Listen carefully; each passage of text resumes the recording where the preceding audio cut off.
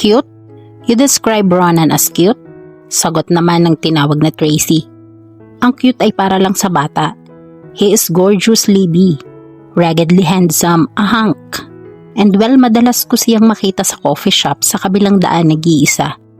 I wonder why he is such a loner. Dahil nagtatrabaho siya. Working student si Ronan. Natutuksong sabihin ni Laurel iyon sa dalawang babaeng nag-uusap. Hindi siya makapaniwalang si Ronan nga ang topic ng mga ito. What is this, Ronan de la Sernaday? Ni hindi man lang siya napapansin si Ronan noon, then all of a sudden he was everywhere. Girls actually had crushes on him. I don't believe this. Anas niya sa sarili. May sinasabi ka ba? Agad na tanong sa kanya ni Ricky. Wala, sagot niya smiling faintly at him. What's wrong, Laurel? You're so quiet today. Am I? She sighed. Siguro'y dala lang ito ng munti ko ng pagka-aksidente kanina. Bahagya siyang inilayo ni Ricky. Aksidente? Were you hurt? No, I'm okay, Ricky. Hindi ganun kagrabe. Nadagil ko lang ang signpost. She understated para wala nang maraming tanong. Ricky smiled at binigyan siya ng makahulugang tingin nito. This part is getting me bored. Gusto mo bang lumabas tayo kasama ng barkada? Saan? Sa amin, wala ang parents ko. Nasa Maynila. We have the whole house. Doon tayo mag-party sa poolside. Nagtatalo ang loob niya. Iyon na ang pagkakataon para masimulan ang relasyon nilang dalawa ni Ricky. She opened her mouth to say yes, subalit sa halip ay iba ang lumabas sa bibig niya. Tatawag ang kapatid ko mamaya sa bahay, Ricky. Alam mo na, checking on me. Nasa probinsya sina Kuya Ben. Hinaluan niya ng panghihinayang ang tinig. Pero ang hindi niya maintindihan sa sarili ay kung bakit siya nagsinungaling. Hindi siya tatawagan ng kapatid at naipagpaalam na niya ang party na ito at kilala ng Kuya Ben niya ang mga magulang ni Girlie. So she had all night to spare. Lumatay ang disappointment sa mukha ni Ricky. Subalit agad nang umiti. Perhaps some other time. Gusto kitang makausap ng sarili ng Laurel. Hindi iyong laging may nakapaligid sa atin. She smiled back at him.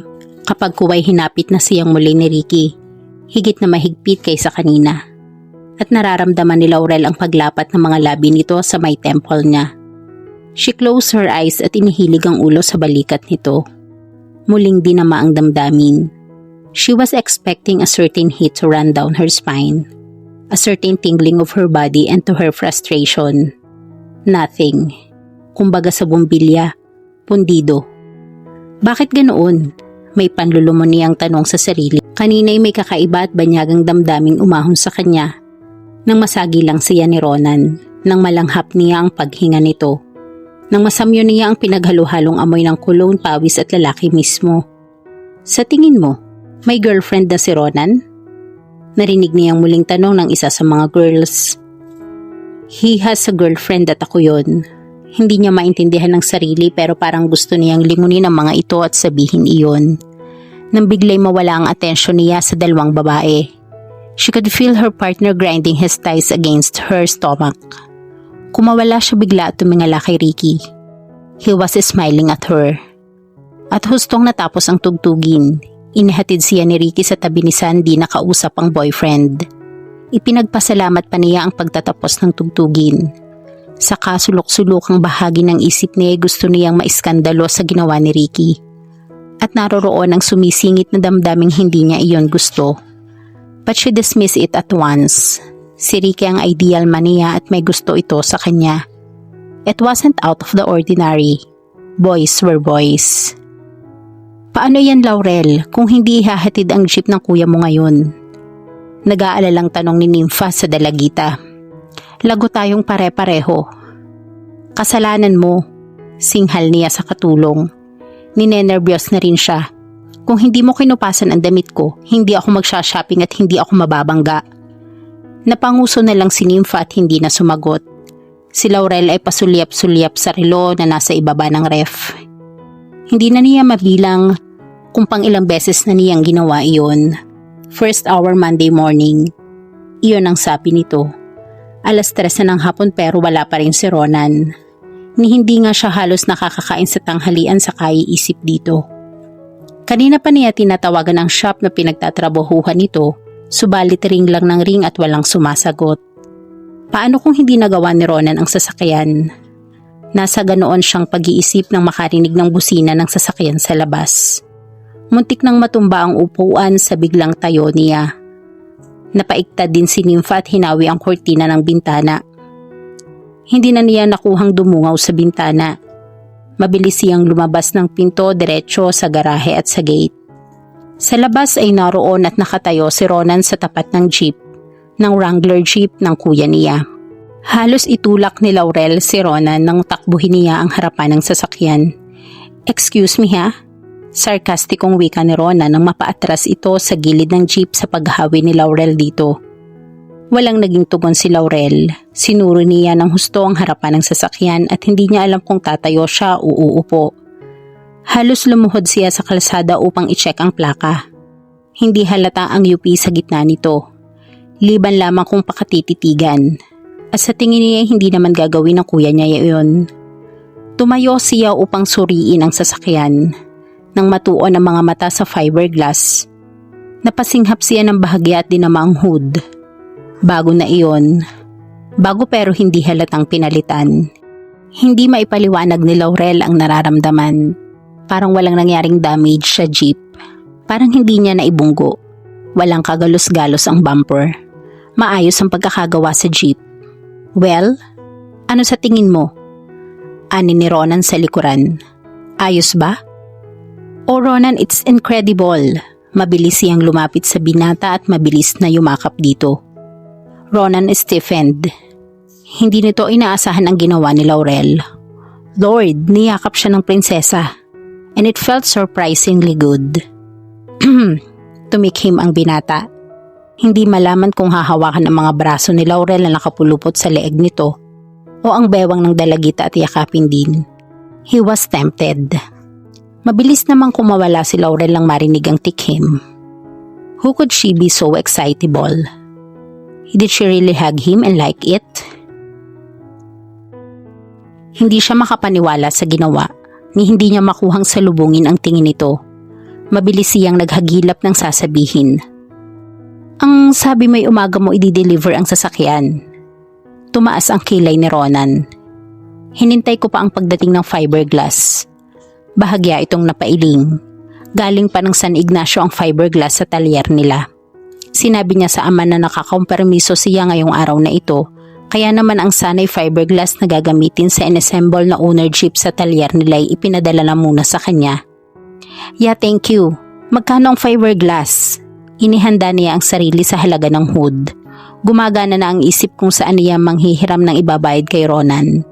Natitiyak niyang hindi iyon kasama sa bargain nila. "Saka na natin pag-usapan iyan, hindi ko rin alam." Tumango siya. Nakahinga ng maluwag. May panahon pa siyang maghanap ng ipambabayad. "Tumawag ako sa shop, bakit walang sumasagot?" "Sarado ang mismong opisina. Bukod pa sa hindi ko yun maririnig dahil sa ingay ng grinder." Muling tumango si Laurel. Muli niyang nilingon ang jeep upang iiwas ang mga mata sa mapanuring titig ni Ronan. Parang walang nangyari. Aniya sa eksaheradong pagkamangha upang pawiin ang pagkailang. Parang hindi ko na ibangga. "You don't have to look sound and surprised." Ani ni Ronan. "Hindi ba't nangako akong gagawin ko ang sasakyan ng kuya mo?" "Yes, pero hindi ko na ako nakatitiyak na magagawa mo nga." "Yeah, the shop I work for hires incompetent people to work for him. Isa na ako roon." Patuyang sabi nito. "Ronan, hindi naman ganoon ang ibig kong sabihin." Despensa ng dalaga. "I was just so worried that the jeep won't be delivered today. My dad's a skilled mechanic, sweetheart. At safe marahil sabihin ganon din ako. I'm pretty good at troubleshooting and at sensing distrust in people's voice." Hindi agad nakasagot si Laurel. If there was a hint of hurt in his voice, she couldn't tell. His voice was emotionless. "I'm sorry, Ronan," she said softly. "I don't know anything about fixing cars at inisip ko kung hindi mo matatapos ay matitiyak kong parurusahan ako ni kuya. His eyes went to her sharply. Sasaktan ka ng kapatid mo? Hindi agad nakasagot si Laurel. The danger in his tone surprised her. No, umiling siya at napahakbang ng isa patras. Hindi ganoon. Pauuwiin niya ako sa probinsya pagkatapos ng semester na ito. At ayokong mangyari yon. Then she saw relief cross his eyes. Yeah, okay. He shrugged. Hinagod ng tingin ni Laurel ang kabuuan ni Ronan. The usual blue overalls na puro grasa at Reebok sneakers. Fake. She was sure of it. At ang kulay? Purple. Imitasyon na purple pa. Hindi niya malaman kung matatawa o hindi. This guy had no fashion sense whatsoever. But she owed him a lot. She sighed. Salamat, Ronan. I guess I'll see you at school, okay? Definitely. Wika nito. I kept my side of the bargain, sweetheart. So keep yours. Sure. Mahinang tugon niya, but what exactly would be my... Just pretend to be my girlfriend just for a day. Hindi mahirap gawin iyon, di ba? Mas mahirap pang maghapon ng Linggo at Lunes na trabahong ginawa ko sa jeep ng kuya mo. Hindi mo kailangang isumbat iyan. Hindi pa naman ako tumatalikod sa usapan natin Hindi ko sinusumbat. Pinapaalala ko, okay? You will have a date with me on Saturday. Dadaanan kita rito sa umaga dahil 11:00 ang kasal. Huwag mong kalilimutan. Kumunot ang noo ni Laurel dahil nahihimigan niya ang napakabanayad na banta sa tinig nito. O baka naman imahinasyon lang niya. She decided to dismiss it. One date, she reminded herself. She didn't know what Ronan would be like on their date. Sana maging maayos din kung paanong mahusay nitong nagawa ang sasakyan. And dating such a gorgeous guy like him, of no shoes, he maybe wasn't such a bad idea.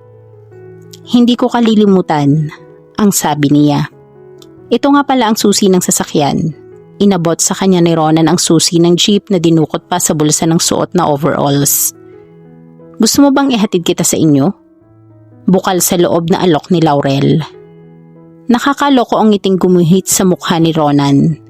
Hindi bale na lang, mas panatag ako kung sasakay na lang ako sa pampasaherong jeep. Agad na namewang si Laurel, nakataas ang kanang kilay. Hindi dahil may utang na loob ako sa'yo, may karapatan ka nang insultuhin ako. She hissed. Tandaan mo, pagkatapos ng pagsama ko sa kasal ng tiyo mo sa Sabado'y, bayad na ako. Ronan laughed huskily. Bakit ba gustong-gusto nitong nakikitang naiinis ang prinsesa? It was a glitch. Yet he couldn't help thinking how bewitching she was when angry.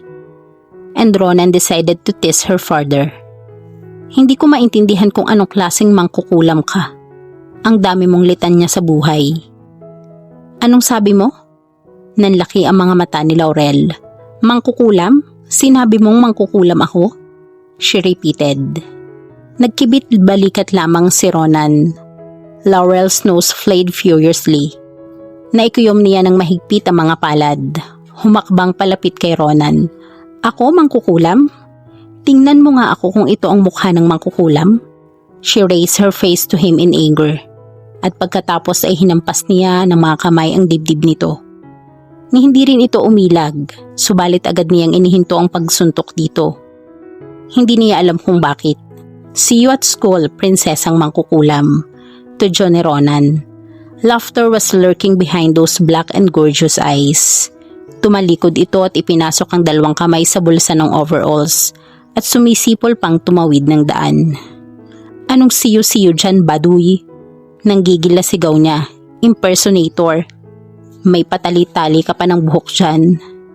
Nasa kabilang daan na si Ronan ay naririnig pa rin ni Laurel ang halakhak nito. May dumaang tricycle palabas ng subdivision, pinara ni Ronan iyon. Sumaludo ito sa kanya bago tuluyang sumakay.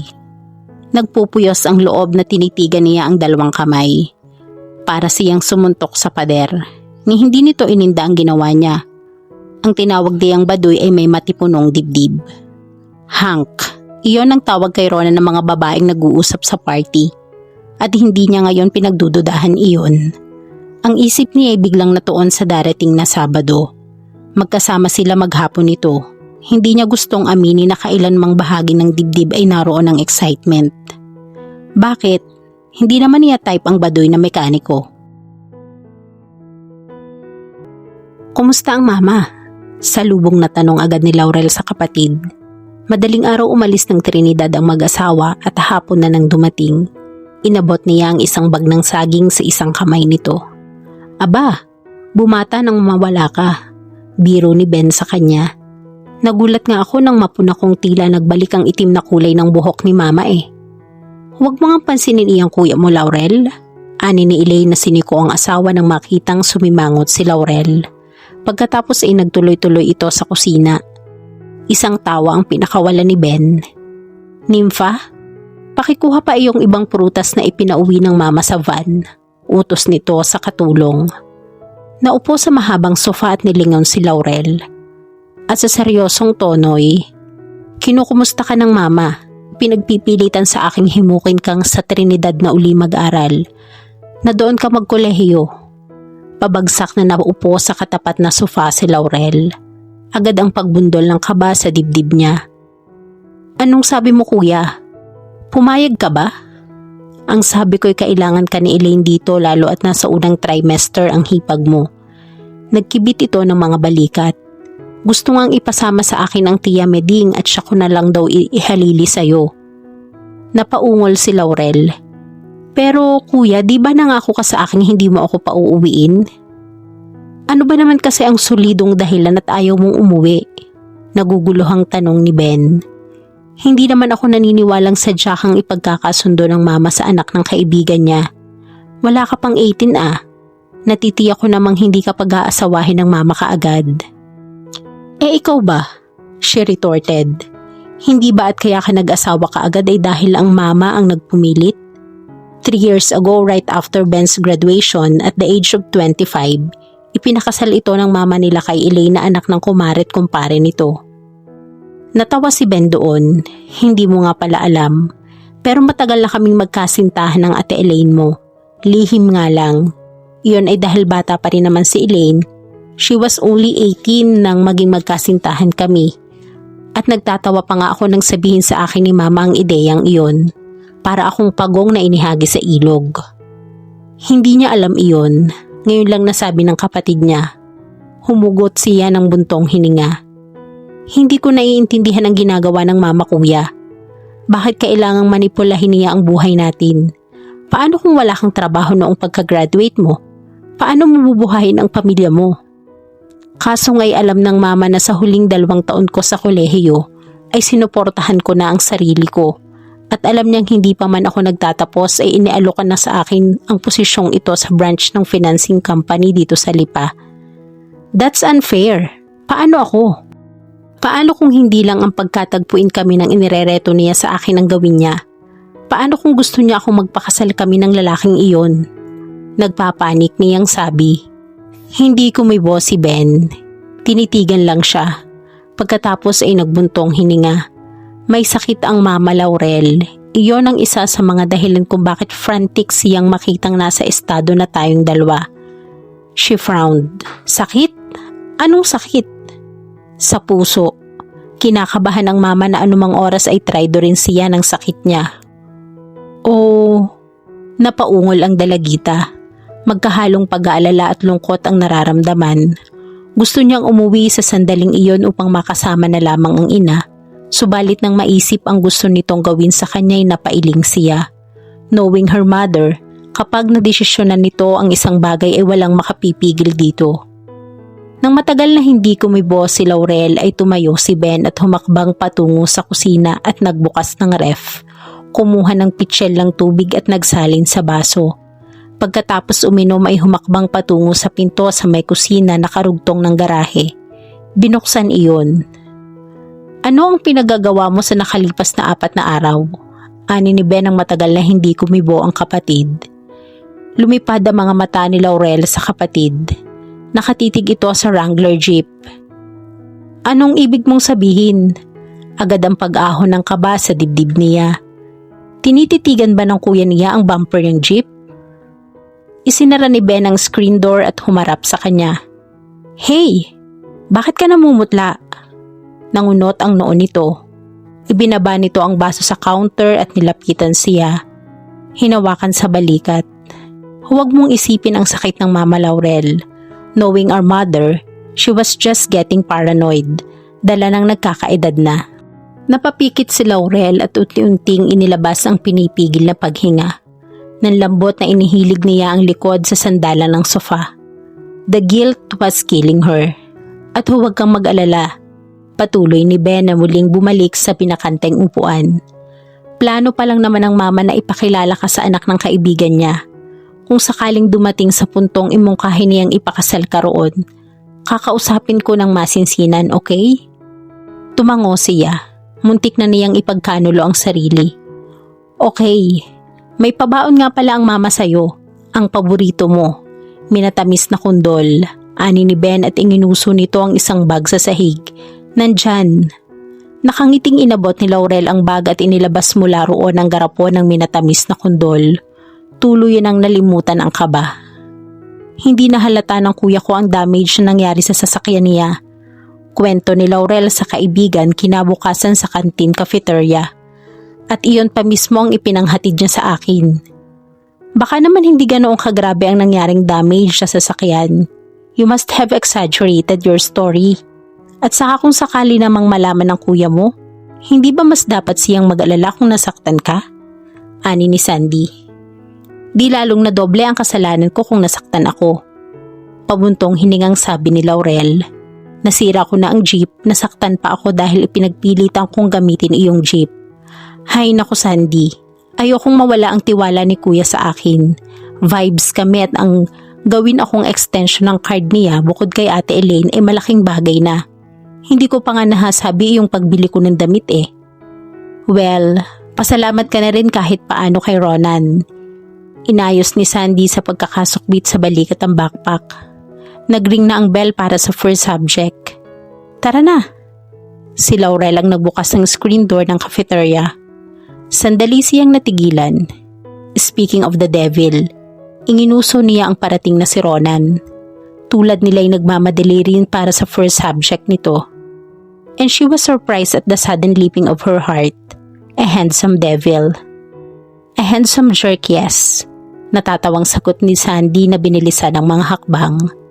Huwag kang babanggit ng kahit na ano tungkol sa kanya kapag binati tayo. Babala ni Laurel sa kaibigan. I thought you two were friends now. Bulong ni Sandy. Why should we be? Mabilis na naglaro sa isip ang huling eksena nila kahapon ni Ronan. Tawagin ba naman akong mangkukulam? Nanlaki ang mga matang nilingon ni Sandy si Laurel. Kapag kuway hindi nito napigilan ang mapatawa sa sinabi niyang iyon. Mangkukulam? Bakit kaniya tinawag na ganoon? Anong malay ko? Laurel shirk. Natahimik siya nang dumaan sa harap nila si Ronan. May mga ilang estudyante sa pagitan nilang nakikipagsiksikan din sa koridor. At nginitian siya nito sa pagitan ng mga estudyante. Maya-maya ay nagkaroon ng bulong-bulungan sa mga estudyanteng kasabay nila kasabay ng mahihinang hagikgik. Napakunot ng noo si Laurel nang maulinigan ang pangalan ni Ronan mula sa bulong-bulungan. Agad niyang hinagilap ng tingin ang binata. Tiningnan kung ano ang dahilan at pinagbubulungan ito. Tiningnan niya ang sapatos nito, the same shoes he was wearing yesterday. Purple sneakers. Pero natitiyak niyang hindi iyon ang dahilan ng mahihinang usapan at hagikgikan. Huminto si Ronan sa mabilis nitong paglakad. Napansing pinagtitinginan ito ng mga kasabay. At doon napuna ni Laurel kung ano ang problema. Baliktad ang suot na t-shirt ni Ronan. Baliktad na ang suot na sa likuran pa ang nakaprint na design ng t-shirt. Nagtama ang paningin ni Ronan at Laurel. Hindi alam ni Laurel kung ano ang gagawin. But on instinct, panguso niyang itinuro ang suot na t-shirt nito kasabay ng paghawak niya sa sariling bulsa. Agad namang nakuha ni Ronan ang gusto niyang sabihin. Niyuko nito ang sarili at nang tiningnan nito ang t-shirt ay hindi napigilan ng ilang estudyante ang magtawanan. Ronan wins, kasabay ng pag-iling ng ulo, then grinned boyishly and tried to humor the situation. Ang t-shirt na iyon ay nakapailalim kanina sa overalls. At nang alisan nito upang pumasok ay hindi na nito pinag-ukulang tingnan sa salamin sa talyer. Nagmamadali ito dahil napuna na ito ng professor sa first subject na laging late. Ibinaba nito sa ibabaw ng barandilya ng koridor ang hawak na notebook at walang pakailam na hinubad nito ang t-shirt sa harap ng mga estudyante. Biglang natahimik ang lahat na nahinto sa paghakbang, mostly girls, while the boys were darting curious looks at saka nagpatuloy sa paglakad, and some girls were even trying to hold their breaths. Maging si Laurel ay na-freeze sa kinatatayuan. Napahawak siya sa braso ni Sandy na marahang napao. Nakahantad sa lahat ang hubad na katawan ni Ronan. At hindi makuhang iiwas ni Laurel ang mga mata sa pagkakatitig sa nangingintab na dibdib ni Ronan na nalalatagan ng pinupinong balahibo na hindi pa ganoon ka-obvious. Subalit habang gumagapang ang mga balahibo nito patungo sa puso ay nagiging prominente ang kulay at pababa pa sa maong nito. At tila nagising siya mula sa isang panaginip nang matakpan na ang kanyang pinakatititig-titigan nang maisuot na ng maayos ni Ronan ang t-shirt. Sa pagkakataong iyon ay hindi na kailangan ni Ronan na makipagsiksikan sa maraming estudyante. Tila dagat na pula na nahawi ang mga iyon para sa pagdaan ni Moses at ng mga Israelita. At si Moses ay lumingon kay Laurel at kumindat bago ipinagpatuloy ang paglakad sa koridor patungo sa sariling classroom nito. Kasunod ang O's at A's mula sa mga estudyanteng babae. Hindi alam ni Laurel kung saan galing ang ngiting agad na sumilay sa mga labi niya. He's a totally hunk. Grabe. Did you see his abs, his chest? Anang tinig ng babae sa kanilang likuran. Loka, hindi ang chest ni Ronan ang tinititigan ko. Yung hair sa ibaba ng puso niya. Oh, I couldn't wait to see him without his jeans. At si binabayan nito iyon ng malisyosong hagikgik. Wait lang siya sa akin, dagdag pa ng isa namang estudyante sa may likuran nila ni Sandy. Agad siyang napalingon at napataas ang kanang kilay. Napabuntong hininga si Laurel. Tara na nga Sandy. Hinatak niya sa braso ang kaibigan at mabilis ang mga hakbang na ginawa. I didn't realize before how attractive he was. Usal ni Sandy. I don't believe this. Ani ni Laurel sa sarili. Sa likuran niya nakaupo sa may bleacher ay sina Grace at Marie. Nasa 4th year din subalit ibang section at si Ronan ang pinag-uusapan. Kanina pa niya hinihintay si Sandy sa bleacher. Bumili lang ito ng soft drinks pero hindi pa rin nakakabalik. Sa totoo lang, ay wala naman ang isip niya sa pinapanood na practice ng team ni Ricky. Dahil sa kabilang dulo ng bleacher ay nakaupo si Ronan at pinapanood ang practice ng basketball ng mga barkada. Ang team nito ay kalaban ng team ni Ricky. At nakakahiyamang aminin, lihim siyang nakikinig sa kwentuhan sa kanyang likuran. At iyon ang hindi niya maintindihan kung bakit. Ano bang pakailam niya sa lalaking iyon? Nilingon niya si Ronan sa kabilang dulo ng bleacher. Sa ibaba ng bleacher, 3 upuan mula sa kinauupuan nito sa itaas ay may mga girls na panay ang pakyut kay Ronan. Hagik-gikan ng hagik-gikan at pasulyap-sulyap dito. At ikinasusuya niya ang ngiting ipinupukol ni Ronan sa mga ito. Nakakita lang ng abs, mga nabaliw na. Pagbubusan niya sa sarili kasabay ng ismid. Nasisiguro niyang nadagdagan na naman ang hangin sa ulo si Ronan dahil sa ginawang pagpapabida kanina. Baduy naman. Dugtong pa niya sabay taas ng kilay. Binalingan niya ang mga notebook sa harap niya. Nagulat pa siya nang makitang puno ng scribbles ang buong papel. I hate Ronan. Ni hindi niya namalayang napuno niya ang papel ng puro I hate Ronan sa kahihintay sa kaibigan. Napatuwid siya ng pag-upo, agad na naisip ang tungkol sa date nila ng binata. Sa darating na Sabado iyon, she wondered how would she act as his girlfriend on Saturday. Baka mamaya ay humiling sa kanya si Ronan ng kiss. He can go to hell, huwag niyang sabihing maraming nagkakakrush sa kanya at umastang tila heartthrob sa kasal ng tito niya. Pumunit siya ng isang pahina sa kanyang notebook at pagalit na sumulat doon. Ronan? May nagpapaabot. Napalingon si Ronan sa pinanggalingan ng tinig. Kilala nito sa mukha ang bata na bigla na lang lumitaw sa kanyang tabi. A high school freshman at isa sa mga mahilig manood ng practice ng team. Hanggang sa tumalikod ang estudyante at bumalik sa kinauupuan sa gitna ng bleacher, ay hindi itinanong ni Ronan kung kanino galing ang mensahe. He wasn't that interested. Hindi iyon ang unang pagkakataong makatanggap siya ng mga love notes sa mga estudyanteng babae. Patamad niyang binuksan ang pilas ng notebook. Dating rules. Iyon agad ang bumungad sa kanya in bold letters. Number 1, hindi mo sasabihin kahit na kanino ang tungkol sa date. O baka naman nasabi mo na, I could kill you for that. Number 2, kailangang nasa bahay na ako bago mag-alas 6 ng gabi. No more no less. Yun lang ang oras na ibinigay ni kuya sa akin. Number 3, walang holding hands, walang akbayan, walang yakapan, and absolutely no kissing, kahit nasa cheek. Ronan tried not to laugh out loud. Agad na sinulya pa ng kabilang dulo si Laurel, who pretended to be watching Ricky's team in practice. He couldn't help grinning, kahit minsan ay hindi pumasok sa kanyang isipan ang mga bagay na iyon. Una, wala siyang balak na ipagsabi na kahit kanino ang tungkol sa kanilang deal at date. Pangalawa, kahit alas 4 pa ay makakauwi na si Laurel. Provided walang traffic sa Bacoor, he didn't want to hang out with her any longer. At ang pangatlong rule, lumapad pang lalo ang ngisi niya. Hindi siya makapaniwalang naisip ni Laurel na maaaring gawin niya ang bagay na iyon. But then there was a thought. Muli niyang nilingon si Laurel sa kabilang dulo.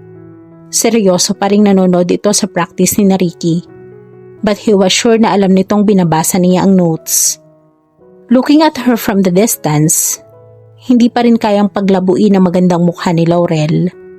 All right, she was beautiful, but so were the girls he dated with. Kaya hindi niya maintindihan kung bakit na-attract siya rito ngayong numero 1 snobbish ang dalaga. Siguro dahil genuine ang ipinakikitang inis nito sa kanya. Ang ibang girls na nagpapakita ng inis ay kunwari lang upang makuha ang atensyon niya. And Laurel was also one classic example of a real snob. Diring-diri sa grasang nakadikit sa katawan niya. Nang biglay mapatayo ito at pumalakpak kasabay ng cheering scream, nakashoot si Ricky. Umasim ang mukha ni Ronan. Alam niyang parehas ang dalawa sa buong campus. Laging magkasama. Kung mag-boyfriends ay hindi niya alam, pero agad na napukaw ang inis sa dibdib niya. Kung inaakala lang prinsesa na lahat ng lalaki ay magkakandara pa sa kanya para lamang mapasagot siya, well, Laurel Navoa, nagkakamali ka. Not Ronan de la Serna. So okay, maganda ka, but not that, alright? So maganda kang talaga, naiinis na pag-amin niya. Naningkit ang mga mata nang bumaba si Laurel at binigyan ng high five si Ricky na lumapit sa dalagita. Humugot si Ronan ng naiiritang paghinga. Kailangan nitong ipaalam kay Laurel that she wasn't everyone's idea of a perfect girlfriend. Kinuha nito ang red ballpen na nakaipit sa binder. Binaligtad ang papel at sumulat. 1. Hindi ko sasabihin kahit na kanino sa campus ang tungkol sa date natin. Ano ko, hello? Dating with you is not as if I won first prize in Lotto. 2. Of course, you'd be home earlier than you expected. I don't want to hang out with you any longer than I have to. 3. If you think you are my idea of a perfect girlfriend, then think again. I have absolutely no desire to get romantic with you. Talk about your monumental ego. Tinupi nito ang papel at sinutsutan ng first year high school na batang lalaking nasa gitna ng bleacher. Agad naman itong lumapit. Pakibigay sa prinsesa, aniya at idinagdag ng mangkukulam. Sabihin mo sa kanya iyan. Hindi inalis ni Ronan ang tingin sa bata hanggat iabot ang sulat kay Laurel. Mula sa kinauupuan niya ay kitang-kita na niya kung paano namula ang mukha nito nang mabasa ang nasa papel. At bago pa siya lingunin ni Laurel ay bumaba siya ng bleacher at mabilis na sumali sa mga naglalaro. Ronan was grinning from ear to ear. Naaasar na naman niya si Laurel. And it was about time para ipaalam dito ang una niyang rule. Iyon ay ang tigilan na nito ang pag-asta na tila prinsesa. Ang araw na iyon, ang laban ng sophomore engineering team na kinabibilangan ni Ricky at ng team ng mga junior engineering na barkada naman ni Ronan. And Laurel was supposed to be there cheering for Ricky and his team hanggang sa maubos ang tinig niya. Pero sa halip ay naroon siya sa tapat ng bahay nila. Naghihintay kay Ronan, araw ng Sabado. Kinuha niya mula sa coral pores ang face powder at tiningnan sa salamin ang pawis na naramdaman niyang nanunulay sa noo niya. Pinahid niya iyon ng panyo niya.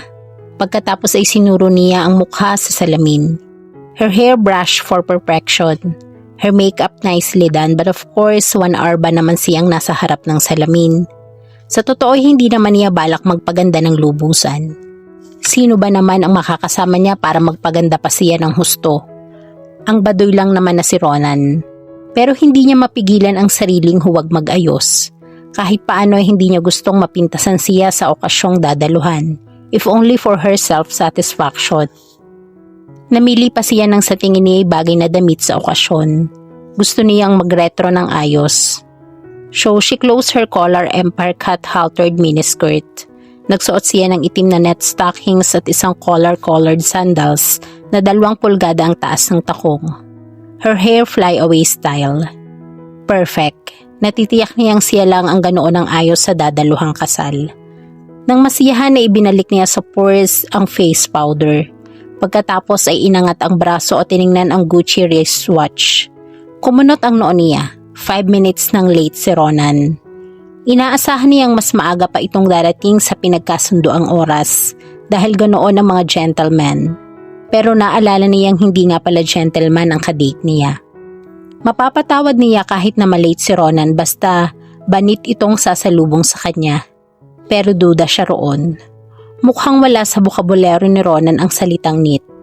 At lalo sigurong wala sa bokabularyo nito ang salitang formal dress. Dahil hindi pa niya nakita ang ganoon ito. Oh well, kailan lang naman sila nagkakilala? Paano naman niya malalaman kung paano talaga itong manamit? Umaasa na lang siya na sana'y pinagupitan na nito ang halos umabot sa balikat na buhok para magmukhang formal at hindi yung itinatali sa likod. At sana rin ay hindi nito suot-suot ang purple booked sneakers nito. Kasabay ng pagbuntong hininga ay lumakad siya patungo sa swing sa gilid ng bahay. Idinuya niya ang sarili roon. Naiinip na siya. At umusal lang panalangin sana'y huwag na nga ring dumating pa si Ronan. Hindi niya maisip kung ano ang kalalabasan nila na magkasama sa buong okasyon. At noon lang niya naisip na baka ma-out of place siya sa suot niya. Tama sigurong siya lang ang may ganoong ayos sa pupuntahan. Pero saan ba ang kasal? Saan ba lalo ang reception? Disenteng lugar ba ang pagsasamahan sa kanya ni Ronan? She hadn't talked to him all week. Simula nang magpalitan sila ng notes. Akala mo kung sino? Aniya sa sarili. At muling naalala ang sinulat ni Ronan. I have absolutely no desire to get romantic with you. Talk about your monumental ego. Pag-uulit niya sa isipan sa sulat na iyon. At ang bastos, bold letters pa. Napahigpit ang hawak niya sa purse niya. Nagpupuyos ang dibdib niya kapag naaalala iyon. Wala pang voice na nagsabi sa kanya ng ganoon. Kasama na rin ang iba pang insulto nito simula nang magdagpo ang landas nila. No one had insulted her in her whole life. At wala kahit bahagyang karapatan ng lalaking iyong gawin sa kanya iyon. Tapos heto at makikipag-date siya sa lalaking iyon? She groaned. Kung hindi lang dahil sa jeep ng kuya niya. Nasa ganoon siyang pagpupuyos nang marinig ang paghihinto ng sasakyan sa tapat nila. Mabilis niyang tinungo ang gate upang mamangha lamang sa nakita. Tow pick up? Parang gusto niyang panlambutan ng tuhod. Tow pick up ang sasakyan nila papunta sa kasal. Sa Manila? Oo nga't wala sa likod ng pickup truck ang boom at chain block. Pero ganun pa rin yun. Nakaprint pa rin sa gilid ng kalawangin ay marungis pang pickup truck ang pangalan ng talyer. Hindi iyon mapapagkamalang Estrada o Mazda. Bumukas ang pinto ng pickup at lumabas doon si Ronan. Wala ka bang sasakyan maliban dyan? Salubong agad ni Laurel dito. High pitch. I could have used my Ferrari. Pero malayo ang bahay namin dito. Sagot ni Ronan bagaman nabigla sa iritasyong nasa mukha ng dalagita. Isinara ang pinto ng truck at humakbang palapit. Ferrari? Ulit ni Laurel sa naiinis na tono. Yeah, sure, Ferrari ha? She rolled her eyes. Kapag kuway natigilan, hinagod niya ng tingin ng binata. At tuluyan ang nanlambot ang mga tuhod niya. Agad siyang napahawak sa gate para sa suporta. habang ang isang kamay naman ay nakahawak ng mainam sa dalang purse. Dahil kung hindi, tiyak niyang dudulas iyon mula sa kanyang kamay. Dahil sinagot yata ang panalangin niya. Hindi nito itinali ang buhok sa likod. His dark shaggy cat hair was collar length at nakalugay. At nilalaro ng mabining hangin ang buhok nito. And gosh, the guy is sexy. Hindi niya gustong aminin iyon pero iyon ang totoo. Then she saw the not so dark shades. Hindi niya alam kung anong layo ng pagsusuot nito niyon pero bagay dito. Again she gave him that. Naka baby yellow long sleeve, may maliit na tatak na AX sa may bulsa. Not the real McCoy of course at nakapaloob sa black-brown slacks. Mabilis na bumaba sa sapatos ni Ronan ang mga mata ni Laurel. She breathed a sigh of relief nang makita ang pares ng black leather shoes na suot nito. She forced a faint smile nang mapansin ni Tiger na nakaprint sa necktie nito. He looked very handsome all dress. At aaminin niya sa sarili na pwedeng model si Ronan sa kahit na anong men's cloth. Nagkamali siya ng akala rito. Nasa vocabulary rin pala nito ang salitang neat at formal. O ano? Bakit para kang nakatuka ng ahas dyan? Pumasa ba ang ayos ko sa pamantayan mo? Agad na napatingala si Laurel. Nahuli siya ni Ronan sa ginawa niyang pagsuri dito. At hindi niya bibigyan ng pagkakataon ang binata para ituring na compliment ang ginawa niya. Itinaas niya ang braso at sinulyapan ang relo. You're almost 15 minutes late. Kanina pa ako naghihintay rito. Tinaraya niya ang boses kasabay ng pagtaas ng kilay. Sorry, may hinila pa kasi akong sasakyan, Anito. Sorry? Tama ba ang narinig ko? Ani ni Laurel na hindi pa rin naiibaba ang pagkakataas ng kilay. So, alam mo palang gamitin ang salitang yan ha? Pero alam mo ba ang ibig sabihin nun? Are you picking a fight? Hindi makapaniwalang itinaas ni Ron ang dalawang kamay. Inalis ang shades at ipinasok sa bulsa ng polo shirt. If you do, postpone it. Wala tayong oras dyan, okay? Tara na at baka traffic ay malay tayo. Inilahad nito ang kamay sa kanya. At ano ang ibig sabihin yan? Aniya at tinitigan ang naghihintay na kamay ni Ronan. Kung ayaw mo, wag mo. Naasar na wika ni Ronan at binawi ang kamay. Mabilis itong nagtungo sa sasakyan at binuksan ang isang pinto para sa kanya. Pagkatapos sumakay na ito at inistart ang makina. Lihim na natawa si Laurel. Ngayon lang niya nakitang naasar si Ronan. Napahiya sa pagtanggap ng akayin siya nito. Gentleman din naman pala. Mabilis siyang sumunod sa sasakyan. I'm sure, inimagine mong Ferrari itong sinasakyan natin. Shimak nang tumatakbo na ang tow truck. Hindi sumagot si Ronan. Magkasalubong ang mga kilay nito habang tutok ang mga mata sa kalsada. Bahagyang binilisan nito ang pagmamaneho. Dahil bumilis ang takbo, nahulog mula sa dashboard ang isang lata ng soft drinks. May bahagyang natira pa sa lata ng soft drinks at natalsika ng bahagya ang binti niya. Tingnan mong nangyari, natapunan ako. Nanggigigil na wika ni Laurel. Sorry, but he didn't sound very sorry. May tissue dyan sa compartment. Agad namang binuksan ni Laurel ang compartment. Nakita niya ang tissue na kasama ang mga tool na puro grasa. Yaks! Nilingon niya si Ronan. Thank you sa tissue ha. Hindi pinansin ni Ronan ang sarcasm sa tinig niya. Dinukot nito sa bulsa na suot ng pantalon ng isang panyo. Walang lingon-lingon na inabot iyon sa kanya. Thanks! Mahinang anas ni Laurel at dinampian ang nabasang net stockings. Iyon ang huling salitang naiwan sa loob ng sasakyan. Nakakapagtakang natahimik silang dalawa. Si Laurel naman ay walang maibangong topic na pwedeng pag-usapan. Makalipas ang isang oras ay nilingon siya ni Ronan. Hindi mo ba ako babatiin? He asked, putting an end to the awkward silence. Napakunot ang noo ni Laurel. Birthday mo ba? Ibinalik ni Ronan ang mukha sa kalsada.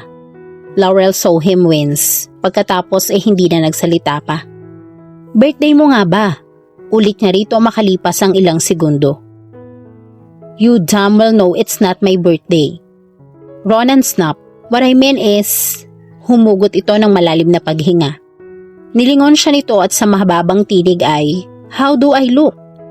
And at the same time, he wondered why it was so important for him that Laurel should be impressed of the way he looked. Wala naman sana akong pakialam sa mga ganoong maliliit na bagay. Hindi napigilan ni Laurel ang mapatawa ng malakas. Anong nakakatawa? Muling umahon ng inis kay Ronan. Forget it. Kalimutan mong nagtanong ako. Pinigil ni Laurel ang sarili. Hindi niya intensyon na galitin si Ronan. Hindi niya lang akalain na itatanong nito ang bagay na iyon. You know, what's wrong with you? Ani ni Ronan na sandaling sumulyap sa kanya bago agad ibinalik sa daan ang tingin. Akala mo'y kung sino kang maganda. Tumaas ang kamay ni Laurel at tinakpan ng palad ang bibig ni Ronan. Ano bang klaseng halimaw ka't hindi ka na nauubusan ng litanya? She said grinning. Alam kong maganda ako at alam kong alam mong maganda ako. Pakariin-riin niya sa salitang maganda. And Ronan wondered why she didn't sound conceited. Kapag kuway na tuon ang kamalayan nito sa samyo ng pabango mula sa palapulsuhan ng dalagita. Akmang aalisin ni Laurel ang kamay sa bibig ni Ronan, hindi niya kayang tagalan ng init ng paghinga nito sa kanyang palad. May pakiramdam siyang tila iyon asero na bubutas sa palad niya. Subalit naunahan niya si Ronan sa balak niya. Hinawakan nito ang kamay niya at kung imahinasyon man ni Laurel, she felt his lips press on her palm. And she wasn't even sure kung napalakas ang pagsinghap niya dahil lingon siya nito and stared at her for what she thought was a lifetime. Unti-unti ay banayad na hinila ni Laurel ang kamay. Watch out! Baka maaksidente tayo, she croaked. Ibinalik ni Ronan ang atensyon sa manibela at daan. Hindi ito nagsalita. 2 linya ang nakaguhit sa noo. You look great, ani ni Laurel sa sinserong tono makalipas ang mahabang sandali. You're so handsome really. A faint smile of admiration was on her lips. Nilingon siya ni Ronan and she saw the breaking of a smile on his lips. At kung paanong hawiin ng ngiting iyon ang linya sa noo nito. Well, you too, mahinang tugon nito. Banayad na hinampas ni Laurel sa braso si Ronan. Handsome din ako, ganun? Ronan grinned. You're gorgeous and you look fabulous with that retro dress. And you're right, his voice husky. Alam kong maganda ka. Panatag na sumandal si Laurel. Walang pakialam kung amoy grasa o kalawang o kung anong pamang amoy mayroon ang loob ng pick-up. Sa kauna-unahang pagkakataon mula nang magtagpo ang landas nila ay may sinabi si Ronan na ikinasasaya ng puso niya. Hindi naman ganoong kainip-inip ang kasal. Madali rin namang natapos. Nasa VF Homes Parañaque nakatira ang tiyo Jerry ni Ronan at doon na rin ang venue ng kasal at reception.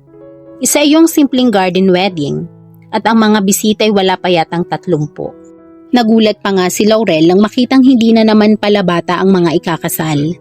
Nasa mid-40s na marahil ang groom at bride. Dad, Ma'am, meet Laurel. Pakilala ni Ronan sa dalaga sa mga magulang. Kinamayan ni Rigo ang dalaga. Nice meeting you, Laurel. Wika nito at agad na tumaas sa mga mata kay Ronan habang si Lacey ay hinagkan sa pisngi ang dalagita. Mag-usap muna kayo mga babae riyan at kakausapin ko lang itong anak mo, sweetheart. Hinawakan ni Rigo sa braso si Ronan at hinila sa isang sulok ng bahay. Who's that girl? Dad. Nag-usap na tayo, Ronan. Naroon ang babala sa tinig ni Rigo. No girls, no dates until... You can check my school records, Daddy. Talk to the dean. Nakabawi na ako, promise. Wika nito na nagkamot ng ulo. At nang akmang magsasalitang muli ang amay inunahan ni Ronan. Alright, Dad, listen. At sinabi niya sa ama kung bakit isinama niya si Laurel at kung ano ang usapan nila. Ronan, why? Dad, look, ayokong sumama sa Lola Fe sa Cruz. At hindi ko masasabi sa kanya iyon nang hindi sasama ang loob niya. Ganon din si Art, kaya napagkasundoan namin ang pustahang ito. Umiling si Rigo. Hindi malaman kung magagalit o matatawa. Alam ba ng dalagang iyon ang pustahan niyo ni Art? His rug. Sasabihin ko, anyway, one day deal lang ito, Dad. After today, we'd just be nodding acquaintances. She's from high school department. O ayan na ang mami at si Laurel. Ano naman yung ipinag-uusapan yung mag-ama? Si Lacey. Pakainin mo na si Laurel, Ronan. Rigo, hinahanap ka na ni Jerry. Sinulyapan muna ni Ronan ang ama bago nginitian si Laurel at hinawakan sa kamay. Gusto mo nang kumain? Okay lang. Kibit balikat niyang tugon. Nang biglay humigpit ang hawak ni Ronan sa kamay niya, ipinagsalikop ang mga daliri sa daliri niya and pulled her closer.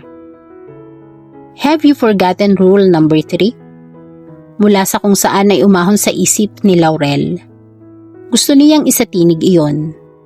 And what the hell is rule number 3? Sagot naman ang kabilang bahagi ng isip niya. At hindi niya gustong mag-aksaya ng panahong isipin kung ano nga ba iyon. She found out she liked her fingers twined with his. Here they come, anas ni Ronan. Kasama ng mga bagong kasal ay ang Lola Fe nito. At sa tabi ng matanda ay ang pinsang si Arthur. May kaakbay na babae na marahil ang edad ay hindi nalalayo kay Ronan. They who? Kunot ang noong tanong ni Laurel. Subalit ni hindi siya narinig ni Ronan na napabulalas nang makilala ang kasama ni Arthur. There's no way. Lumipad ang tingin ni Laurel sa may entrada ng lanay kung saan nakahayo ng mga mata ni Ronan. Ang mga bagong kasal ang natatanaw niya roon. May 3 kasama, isang matandang babae at 2 tila magkasintahan dahil nakaakbay ang lalaki sa babae. Hindi maaari, muling usal ni Ronan. Tiningala niya si Ronan. Bakit ba? No, nothing, sagot agad nito. Hinigpitan ang hawak sa kamay ni Laurel na tila ito makakawala ng mapunang sa kanila ang tungo ni Arthur at ng kasama nito. Ang mga bagong kasal at ang Lola Fe nito ay nasabit ng batiin ng mga kakilala.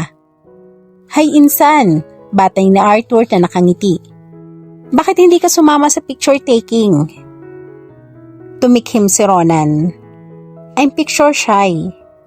Hello Ronan, bati ng babaeng kasama ni Arthur. Nasa mukha nito ang pagkabigla. Kumawala mula kay Arthur at nilapitan si Ronan at hinagkan ito sa mga labi. Bahagyang nanlaki ang mga mata ni Laurel na biglang nakadama ng pagkailang. Si Ronan ay sandaling natigilan. Hindi inaasahan ang ginawa ng babae. Banayad na iniwas ang mukha upang ang dampi sa mga labi nito ay hindi na magtagal. Humakbang paatras, hawak pa rin sa kamay si Laurel. Good to see you, Mia, wika nito. Hindi ko alam na kasama ka. Hindi sinabi ni Arthur. Akala ko'y nasa lipa ka, wika ng babae na lumabi. She must be in her early 20s. I wouldn't miss my Tito Jerry's second wedding, wika ni Ronan. Nilingon si Laurel. This is my girl Laurel, sweetheart, meet Mia, a friend, and my cousin Arthur, anak siya ni Tito Jerry. Hi, naka-freeze na ang ngiti ni Laurel. Hindi niya alam kung kaninong kamay ang nanginginig, kung sa kanya o kay Ronan. She raised her free hand dahil kinamayan siya ni Arthur na sa pagtataka niya ay biglang naglaho ang ngiti sa mga labi. Ganoon din si Mia na halos tumango lamang sa kanya.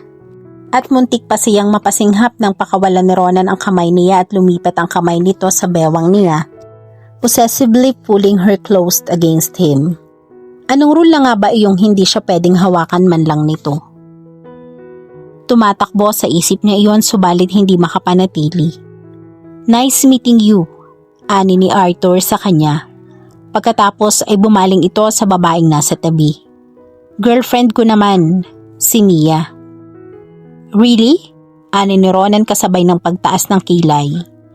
A year ago classmate sila ni Mia sa SIC at hindi itinatago ni Mia ang damdamin nito kay Ronan.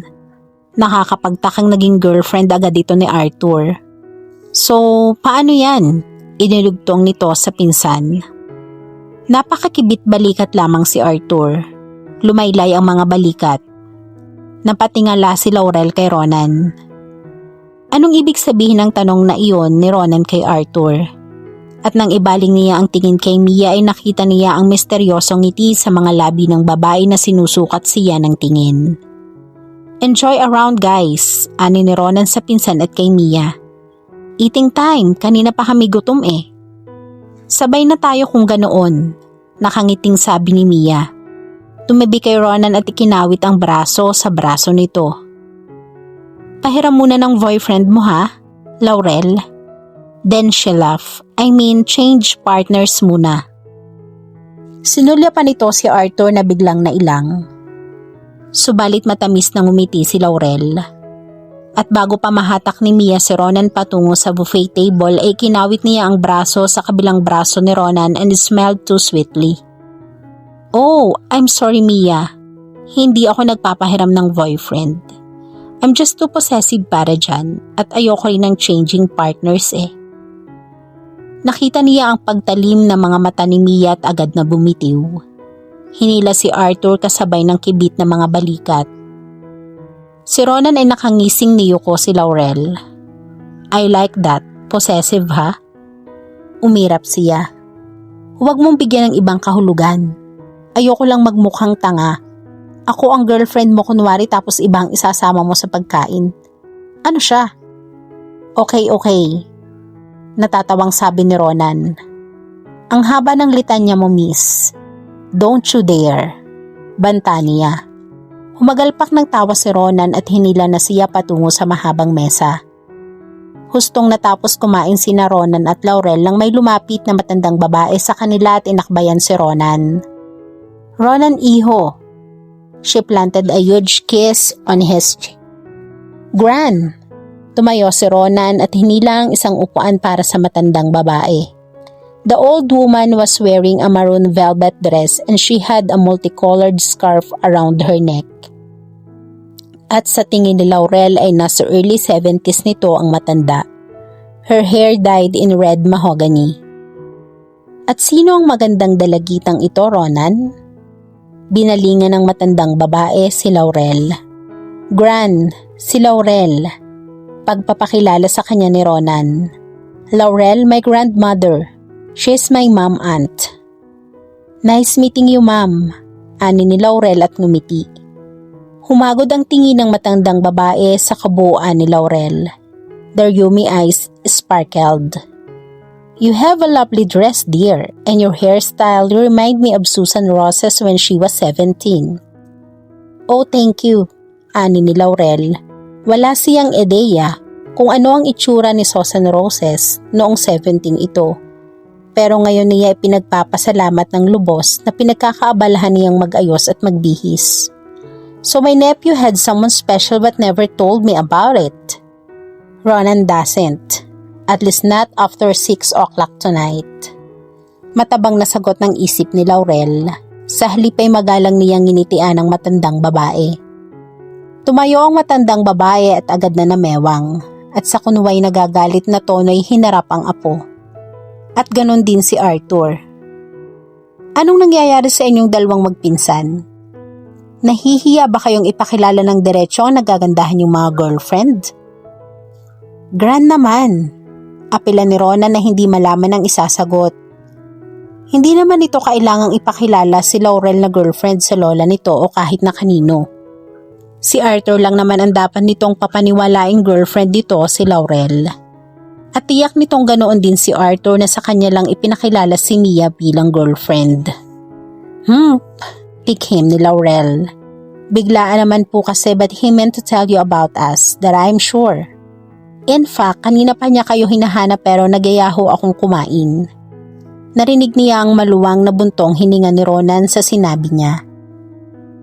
My nephew's still young, Iha, 21. Wika ng matandang babae nang ngilitian siya. And I'm sure you must be in your teens still. Pero saan pa nagsisimula ang pag-ibig kundi sa kabataan? Isang araw, napaka-normal lang buhay mo. And then the next, it hits you like a bullet train. Hindi bullet train, stop sign. Pinigil ni Laurel ang sariling huwag matawa. You should ask Ron and tell you his parents' love story there. My niece Lacey was 15 when she fell in love with Rigo. Oh, Gran! Protesta ni Ronan. Yumuko ang matandang babae kay Ronan at bumulong. Mas maganda siya kaysa girlfriend ni Art. Hindi alam ni Laurel kung sinadyang iparinig sa kanya ng matanda iyon ng bulong daw Malakas naman ang tinig. Hinarap niyang muli si Lola Pe. Tell me, Laurel, do you find my grandson irresistible? Sinabayan nito iyon ng kindat sa kanya. Sa pagkakataong iyon ay napangisi ang dalagita. Makahulugang sinulyapan si Ronan. Oh sure. Of course. Nasisiyahang wika ng matanda. Dalawa lang ang apo kong lalaki at pareho pang mababait. But Ronan is the most terrific grandson a grandmother could hope for. Of no shoes, you mean? Ang isip niya. Subalit sa halip ay, I'm sure he is.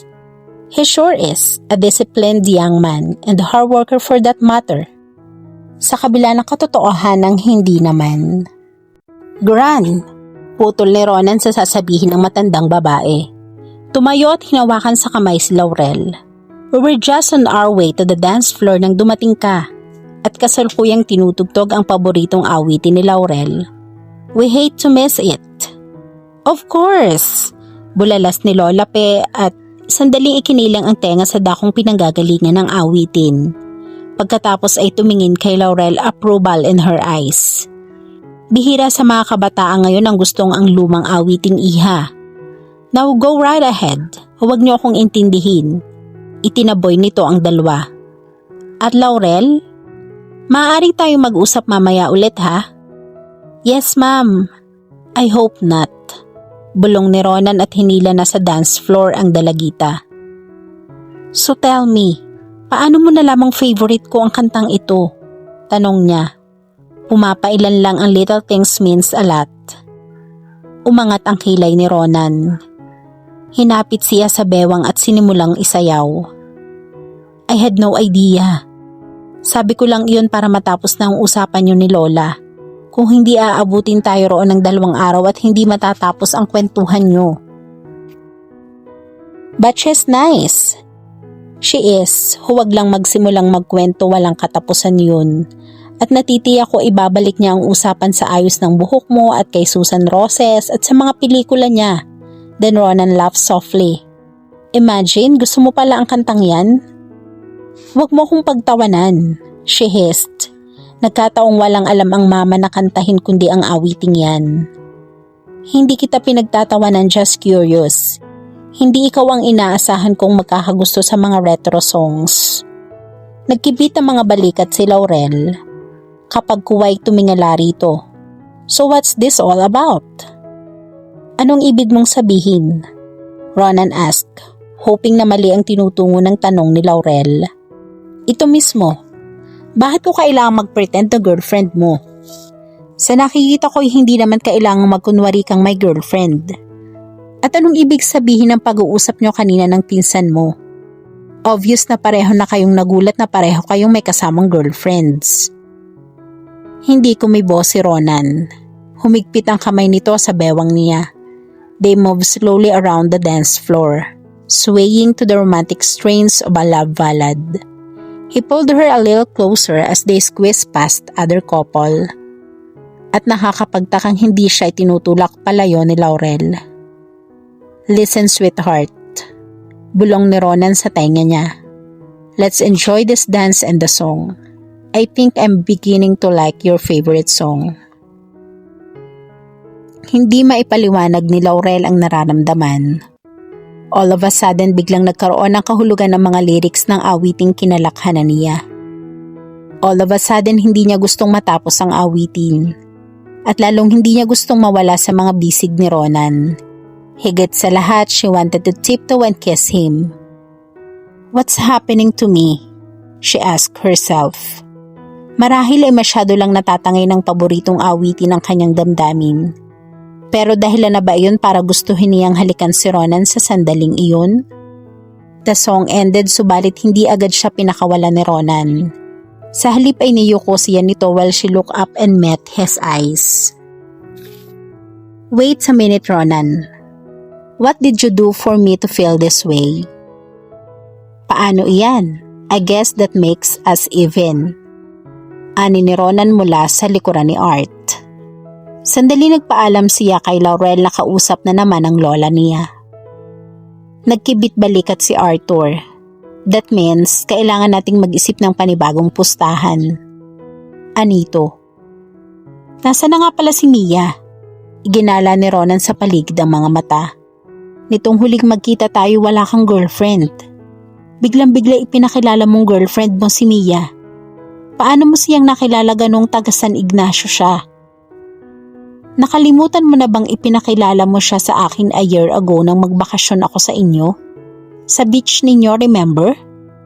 Oh yeah, naalala ko na. So paano mo siya napasagot? Nakangising tanong ni Ronan. Hindi niya mapaniwala ang madali nitong napasagot si Mia nang makita siya'y kumawala kay Arthur at hinagkan siya. We've talked for a while kung naalala mo, patuloy ni Arthur, and I was interested with her really. At nasabi niyang sa Maynila siya nag-aaral na, taking up commerce sa PUP. Oh well, hindi mahirap hanapin ang schedule niya. Lumapad ang ngisi ni Ronan. Of course, if there's a will, nasan siya? Huminga ng malalim si Art, biglang naging uncomfortable. Nasa kotse, hinihintay ako. Gusto nang umuwi at sumakit daw ang ulo. Nagpaalam na sa papa at sa tiya Sally. I see. Siniko ni Arthur sa dibdib ang pinsan. So, you really got a girl, ha? Hindi ako naniniwala sa'yo nang sabihin mong may girlfriend ka. Inisip kong darating ka ngayong nag-iisa. And Ronan, she's a real babe. She's beautiful. Hindi alam ni Ronan kung paano tatanggapin ang compliment na iyon para sa kanyang girlfriend daw. Kay Laurel. He just felt proud kapag nahuhuli niyang naglilingunan kay Laurel ang halos lahat. Tulad kanina sa kanilang pagsasayaw, may pakiramdam siyang nanananghili sa kanya ang ibang kabinataan. Mga kamag-anak ng bride actually. You know what? I'm not totally convinced that Laurel's your girl. Bakit ba'y bigla-bigla naman? Untag ni Arthur sa pananahimik niya. You're crazy. Didn't you see us dance together? One dance sure. For all I know, you were just both acting. Then ask her. Inginuso niya si Laurel na nasa living room at kausap ng lola nila. Siyempre, alam ko na ang isasagot niya. Dahil iyon ang sasabihin ni Mia kung nagkataong tinanong ko siya, ganun ba? Dahil hindi mo totoong girlfriend si Mia. Umiwas ng tingin si Arthur. Kapag kuway, I've got an idea. Wika nito. Here's another deal. Nagyaya si Lola next Saturday sa bahay nila. Tea party. Gusto niyang makakwentuhan si Laurel at Mia. Kumunot ang noo ni Ronan. So what's the point? Mahirap para sa akin na yayain ulit si Mia, so there's your chance to win this bet. Kapag hindi ko siya napapayag next Saturday, paliwanag ni Art. Na parang madali rin sa aking yayain si Laurel. Humugot siya ng malalim na paghinga. It might take a major miracle. Pero anong malay niya? He could push his luck to the limit. Okay, deal. Aniya at inilahad ang kamay sa pinsan. Deal. Ani ni Arthur nang abutin ang kanyang kamay. Tinapik siya nito sa balikat bago tumalikod. Pinagbasda ni Ronan ang pinsan. Tama ba ang kanyang ginawa? Paano kung pumayag si Mia na sumama kay Arthur sa Sabado? Anong gagawin nila ni Arthur? Jack and Poy na lang? Pero sa tingin niya ay malabo nang mangyari iyon. Nakikita niya ang boredom sa mukha ni Mia kanina at hindi minsan niyang nakitang nakatitig sa kanya ito. Bukod doon, napuna na niyang nang magsimulang mabore si Mia nang hindi rito matuon ang atensyon ng lahat. Hindi ito sanay sa maraming tao kahit na nagpipilit. Hindi ang uri ni Mia ang tatagal sa ganitong uri ng okasyon lalo at sa palagay nito'y nauungusan ito ng ibang babae. Hindi tulad ni Laurel na palagay at kalmante. Kahit na nga ba umaarte lang itong girlfriend niya. Why? She could make money as an actress. She had the face and the talent. So alright, baka hindi na sumama uli si Mia kay Arthur. Si Laurel, sasama kaya uli? Nilingon ni Ronan ang kinalalagyan ni Laurel. Mapapapayag pa ba niya ang prinsesa? Hindi man gustong aminin ni Laurel ay nag-enjoy siya sa buong araw na magkasama sila ni Ronan. At nagulat pa siya nang makita kung ano ang sinakyan ng mga magulang ni Ronan nang nagpaalam ang mga itong uuwi at upang hindi raw masyadong gabihin sa daan. It was a Nissan Safari, a luxury 4-wheel drive na halos 4 na milyon ang halaga. Alam niya iyon dahil mahilig sa sasakyan ang kuya niya. Kaya nga nauwi na lang sa pag-a-assemble ng Wrangler Jeep ang frustration na makabili ng mamahaling 4-wheel drive. At surely mahirap hiramin ang ganoong uri ng sasakyan sa kakilala. At ang alahas sa tenga ni Mrs. de la Serna ay natitiyak niyang totoo. At kahit ang pamilya ng pinsan nitong si Arthur ay may sinasabi rin sa buhay, kung ibebay sa laki at ganda ng bahay na pinagdausan ng kasalan. Pero kung may sinasabi ang pamilya ni Ronan, bakit ito nagtatrabaho sa talyer bilang helper mechanic? At saka minsan ay nasabi na ni Ronan sa kanyang skilled mechanic ang daddy nito. But Mr. de la Serna didn't look like a mechanic. O baka naman tulad ni Ronan na nang makapagbihis ay hindi na nakita ang uri ng trabaho nito. At ang magkaroon ng talyer marahil ay isang maalwan at mahusay na negosyo that could afford a luxury car. Nag-uunahan ng maraming katanungan sa isip niya. At gusto sana niyang isatinig iyon kay Ronan subalit minabuting hindi na lang. The one-day date was almost over. At pagkatapos no ay tapos na rin ang ugnayan nila. Hindi niya gustong isipin nitong interesado siya. No way, diretsong sagot ni Laurel kay Ronan. Hindi siya makapaniwalang humihiling pa sa kanya ito ng isang araw para magpanggap muli ng maging girlfriend. I'll tell you honestly, Ronan. I enjoyed today. Meeting people I didn't even know, friends and family nyo. Parents mo, lola mo, and I actually like her a lot. Magkakasundo sila ng mama ko. It's like having fun, that's all. You'll have fun again next Saturday, promise. He almost pleaded. Ronan, she said patiently. Hanggang dito na lang ang usapan natin. Sa totoo lang ay mas gusto niyang huwag na silang magkita pa ni Ronan. Dahil hindi tama ang nangyayari. Gusto niyang putulin ang nararamdaman niya rito sa lalong madaling panahon. Hindi para kay Ronan ang damdamin niya. Para kay Ricky iyon. Kung saan walang pinupukaw na nakalilitong damdamin si Ricky. Gusto niyang bumalik na sa dati ang lahat. Tulad noong unang hindi pa sila nagkakakilala ni Ronan.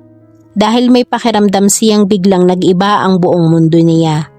Biglang nagiging nakalilito ang buhay. Salamat sa pag-ayos mo sa jeep. Patas na tayo. We both kept our ends of the bargain. Inabot ni Ronan ang baso ng tubig na nasa harap. Uminom doon. Pagkatapos ay ibinalik muli sa mesa ang baso. Hinarap siya nito. A pained expression on his face. Is there a chance na pwede mong i-extend ang bargain na to? For just another 4 or 5 hours? Alright, pero sasabihin mo sa akin, bakit kailangan pa kitang samahan sa Sabado? Ngayong napatunayan mo na sa lahat na may girlfriend ka. Biglang naging uncomfortable ang binata. Mahalagang sumama ka uli sa akin sa Sabado. Mapapatibay niyon ang paniniwala ni Lola na girlfriend kita. Sa totoo lang, Ronan, nagtataka ako Base sa mga naririnig ko sa campus, hindi ang uri mo ang mawawala ng girlfriend. And one more thing, hindi mo nga sinasabi sa akin kung bakit ako nagpapanggap na girlfriend mo. Ano bang pakailam nila kung wala ka talagang girlfriend? Gusto niyang malaman. At least this would let her know what she was pretending all about. Ronan hated the lies. Pero hindi niya makuhang sabihin kaagad kay Laurel ang dahilan. Nakakahiya. Dahil kay Gran, it was the nearest to the truth. I want her to know that I have a special girl in my life kahit wala. At gusto kong naroon ka sa Sabado bago umalis si Lola. She raised a brow. Aalis? For a month cruise in Caribbean. Caribbean cruise? Bulalas niya. So really Ronan's family was well off. Hindi biro ang mag-cruise sa Caribbean aboard a luxury liner. Yeah, at naniniwala na si Lola na girlfriend kita bago pa man natin ikumpirma iyon. Anong sasabihin ko kapag hindi kita kasama? Tell her na nag-break na tayo agad. Iyon sana ang iisa tinig niya, subalit bago iyon makalabas sa bibig niya ay lumitaw mula sa kung saan ang subject ng kanilang usapan. Kanino ko pa kayo hinahanap? Wika ng matanda na may hawak na kamera. Gusto ko kayong kuhanan ng litrato. Sayang at umuwi na si Mia. Did you have a nice time, dear? I don't believe this, bulong ni Laurel at siniko sa sikmura si Ronan. Pardon, Iha? Ang matanda ng maulinigan siyang bumulong. Oh, she smiled at the old woman sweetly. I mean, I couldn't believe I really enjoyed today, Lola Fe. In a way, she was sincere. Well, I'm glad. Now I want to take your pictures. Itinuro ng matandang babae ang ilalim ng palm tree na nakatunghay sa maliit na fish pond at may mga batong nakapaligid. Tumayo kayong dalawa doon, Ronan. Utos nito. Nagpalitan ng tingin sina Ronan at Laurel, at nang tumayo si Ronan ay tumayo na rin siya. Sinundan nila ang matanda sa party ng garden kung saan gusto nitong pumesto sila. Si Lola Fe na rin mismo ang nagpwesto sa kanilang dalawa. Sa likuran nila ay may isang man-made mini waterfalls na umaagos sa fish pond para sa magandang backdrop. Parang robot na sunod-sunuran ang dalawa. Huwag niyong sabihing magkagalit na kayo agad. Napakunot ng noo ang matanda. Magdikit kayo. Muli ay nagtama ang tingin ng dalawa. Si Laurel na ang tumabi kay Ronan upang matapos na. Tutal hindi pa naman tapos ang okasyon, kaya girlfriend pa rin niya si Ronan. Hindi pa tapos ang papel niya. Ngumiti ang matanda nang magdikit sila. Ikaw, Ronan, turo nito sa apo. Put your arm around her. Gran! Malakas na protesta ni Ronan. Of course, gusto niyang akbayan si Laurel. Higit pa sa akbay kung maaari. Pero hindi niya gustong samantalahin ang pagkakataon dahil namimilit ang Lola Fe niya. Naningkit ang mga mata ni Lola Fe sa tono nito. Aakbayan mo lang, hoy Ronan, anong masama roon? Girlfriend mo naman si Laurel. Do it! Pabulong na wika ni Laurel dito. She figured if she didn't give into the old woman's request, aabutin siya roon ng 3 araw hanggat hindi nakukuha ni Lola Fe ang isang perfect pose. Nobody wants to look out our picture, Gran. You've gotten us confused with the bride and groom. Protesta pa rin ni Ronan pero sumunod at inakbayan si Laurel. Ronan, trust me. Gusto niyong alalahanin ang araw at oras nito. Wika ni Lolo Fe. Trust you, we won't. Ang isip ni Laurel pero ang ngiti naka-plaster na sa mga labi. Makakasundo ng mami niya ang lola ni Ronan na titiyak niya iyon. Sandali lang ito, bulong ni Ronan sa kanya. Indulge her for my sake, Laurel. Pinakbasdan sila ng matanda sa malayo. Sumilip sa kamera. Inayos ang focus lens kapag kuway ibinabauli ng kamera at ngumiwi. Wrong, so wrong. Wika nito kasabay ng iling. What about if you kiss for the camera? Yes, that would be perfect, Ronan, Laurel. Parang si Susan Roses at Ronnie Poe sa pelikulang Ang Daigdig Ko'y Ikaw. Alam ba ninyo na ang pelikulang iyon ang simula ng romansa ng dalawa? Lola naman, hindi kami artista at lalong hindi kami ang bride at groom. Bakit hindi ang Tito Jerry at Tia Sally ang kuhanan nyo ng ganoong pose? Iho, kanina pa silang sawang-sawa sa flashes ng camera. Now come on, both of you won't forget this day. Yeah, sure. Laurel thought drily at nilingon si Ronan. He moved closer. His face only inches away from her now. She could feel the warmth of his breath as he spoke. Kahit na gabihin tayo dito, hindi pa rin tayo titigilan ni Gran. It's only for a second. Bulong nito. Kanina ay ninais niyang hagkan siya ni Ronan. Halos hilingin niyang hagkan siya nito. Now was her chance. Dahil hinihingi ng pagkakataon. Napapikit siya. Pilit sinasabi sa sarili na kahit gaano man kasarap ang mangyayari, hindi pa rin siya papayag na sumama kay Ronan sa Sabado. What about rule number 3? Muling bulong ni Ronan. Nagmulat siya ng mga mata. She had forgotten it totally. Made to be broken, she emphasized impatiently. Now kiss me and get it over with. Kunway baliwala sa kanya ang mangyayari. Hindi kailanman malalaman ni Ronan na nagsisimula ng manginig ang mga tuhod niya. That his breath on her face was enough to raise downy hairs from her body. That his arms on her shoulders made her spine shivers. Ronan pulled her closer to him. Kiss you and get it over with, huh?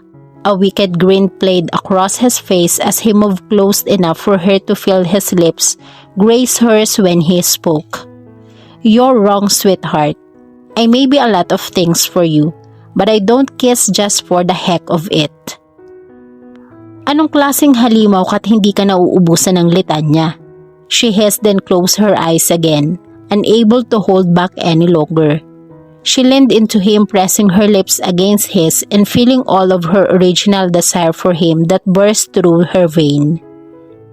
Ronan, one hand went around her and pulled her even closer. His free hand cupped her nape and kissed her tenderly at first, then thoroughly deeply. Laurel whimpered. Her hands willingly went up to curl his neck. Sinusundan ang galaw ng mga labi ni Ronan sa kanya, meeting his kiss for a kiss. When he thrust his tongue inside her mouth, she trembled. Hindi niya inaasahan ang ganoong uri ng halik mula kay Ronan. It was so erotic that she was afraid her knees would not hold her. Tuluyan niyang nakalimutan kung nasaan sila, kung bakit kailangan nilang maghalikan, kung gaano siya katagal hinahagkan ni Ronan ay hindi niya alam. Ang nasa isip niya ay sana'y hindi na matapos iyon, ni hindi niya namamalayan ang mga flashes ng kamera sa paligid nila. Perfect! Sadyang nilakasan ni Lola Fe ang tinig upang pukawin ang dalawa na sa palagay nito'y walang balak maghiwalay. Kids today, she muttered. All I'm asking is a quick peck on the lips and then, sadyang ibiniti nito ang sinabi.